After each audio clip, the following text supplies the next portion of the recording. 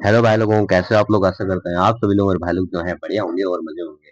आज मैं लेके आया हूँ 12th क्लास मैथ का क्वेश्चन नंबर 16, 10.2 एक्सरसाइज का। ठीक है, पीछे हमने एक नया कंसेप्ट शुरू किया था 15वें क्वेश्चन में। ठीक है, कोई भी अगर दो बिंदु दिए हो हुए हो और उनका अनुपात दिया गया हो कि भाई कोई बिंदु इन दोनों बिंदुओं की जो लाइन है उसे इस अनुपात में, इस रेशियो में विभाजित कर रही है, तो फिर उस जो बिंदु है जो विभाजित कर रहा है उसका स्थिति सदिश यानी उस बिंदु को कैसे ज्ञात करें। ठीक है, ये हमने कंसेप्ट पढ़ा था 15वें क्वेश्चन में। ये 15वें क्वेश्चन में शुरू हुआ है। आज उसका एक अपडेटेड वर्जन आ गया है। 16वां क्वेश्चन ये कह रहा है दो बिंदु दिए गए हैं और उनको मिलाने वाले सदिश का मध्य बिंदु ज्ञात करना है। ठीक है, यानी अब ये बात रेशियो की ही हो रही है। यहाँ पे 2:1 है तो यहाँ पे 1:1 है। मध्य बिंदु मतलब बराबर बांट रही है, मतलब 1:1 है। ठीक है, मध्य बिंदु ज्ञात कीजिए मिलाने वाले। अब यहाँ पे जो बिंदु थे वो वेक्टर फॉर्म में थे, यहाँ पे वेक्टर फॉर्म में नहीं है।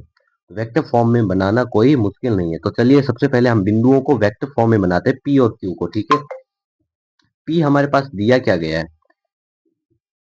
पी हमें बिंदु दिया गया है, वो है हमारे पास 2,3,4।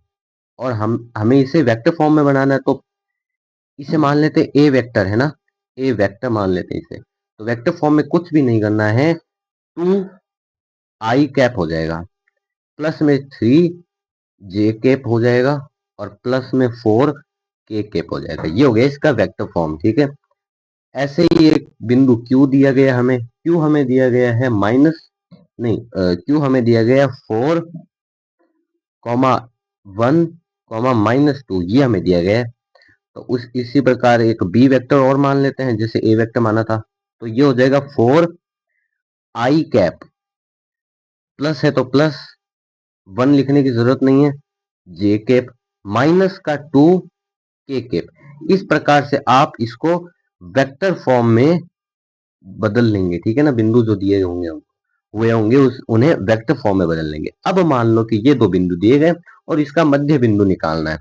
तो मध्य बिंदु देखो, मैं डायरेक्ट आपको फॉर्मूला बताता हूँ। मध्य बिंदु का फॉर्मूला होता है A vector plus B vector upon में 2।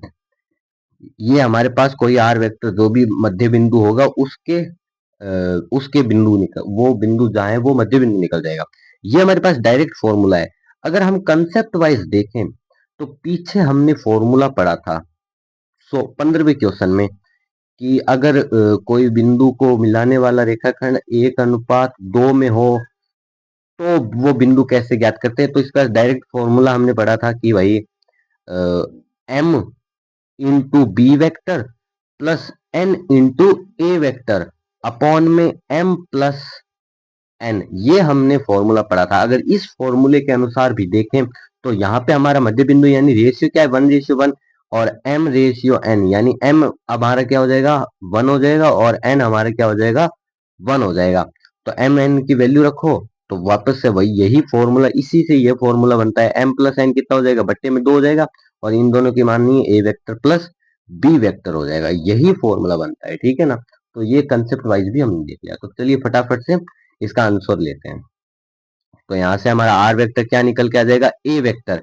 ए वेक्टर ये रहा, 2i cap plus 3j cap plus 4k cap, ये हमारा ए वेक्टर है। Plus B vector, B vector हमारे क्या है, 4i cap plus j cap minus 2k cap, ये हमारा बी वेक्टर है। अपॉन में क्या है हमारा, 2 है। तो इस प्रकार से आर वेक्टर हमारा क्या निकल के आ जाएगा, आर वेक्टर हमारा आ जाएगा 2i है ना। अब इसको खोल दो तो हमारे पास आ जाएगा 2i cap plus 3j cap plus 4k cap, plus का प्लस ही रहेगा, plus plus 4i cap plus j cap और माइनस का 2k कैप। ठीक है, अपॉन में 2। अब जो कट रहा है उसे काट दो। 2i है और 4i है ना। यहाँ पे 2i है, यहाँ पे 4i है, तो मिलके कितना हो जाएगा, 6i कैप हो जाएगा। ठीक है, प्लस 3j कैप है और एक जे कैप है, 3 और 1 4, 4j कैप हो जाएगा। अब यहाँ पे देखने वाली बात ये है कि 4k कैप है, 4k है और माइनस का 2k है, तो कितना बच जाएगा, प्लस का 2k कैप बच जाएगा, अपॉन में लगा दो 2। अब इस 2 को सबसे डिवाइड कर दो या फिर यहां से 2 कॉमन ले लो, तो आर वेक्टर हमारा क्या आ जाएगा, आर वेक्टर हमारा आ जाएगा 3i cap plus 2j cap plus k cap. और ये ही हमारा जो है आंसर है। वीडियो पसंद आए तो वीडियो को लाइक कीजिए, चैनल को सब्सक्राइब कीजिए। अगली वीडियो में, तब तक के लिए धन्यवाद।